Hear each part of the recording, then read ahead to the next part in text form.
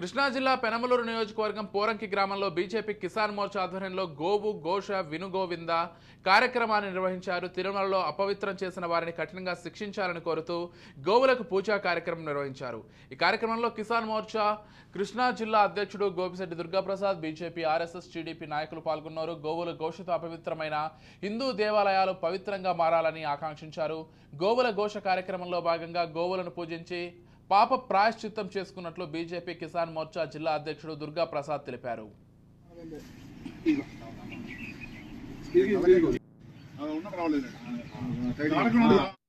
యావత్తు ప్రపంచం మొత్తం కూడా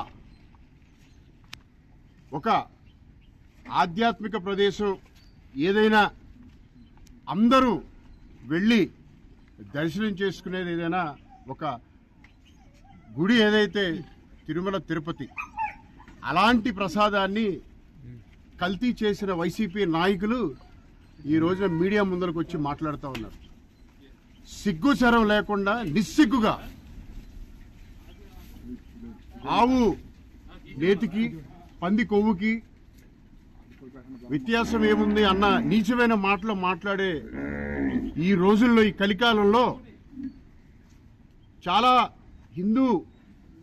హిందువులందరూ కూడా ఈ రోజున కళ్ళంట నీళ్లు పెట్టుకునే పరిస్థితి. ప్రసాదాన్ని ఏదైతే గనక చాలా నీచంగా మాట్లాడారో దాంట్లో కల్తీ కొవ్వు కలిపి ఈ రోజున ఇన్ని కోట్ల మందికి, లక్షల మందికి మీరు తినిపించారు. ఈ పాపం ఊరికే పోదు. దాన్ని దృష్టిలో ఉంచుకుని ఈ రోజున కిసాన్ మోర్చా రాష్ట్ర శాఖ ఇచ్చిన ఆదేశం ప్రకారం ఈ రోజున మీరు చూసినట్లయితే గోవు ఘోష విను గోవింద, జగడాల జగన్ని, కల్తీల జగన్ని శిక్షించాలి అనే కార్యక్రమం ఈ రోజున చేయటం జరిగింది. యావత్తు ప్రపంచం మొత్తం కూడా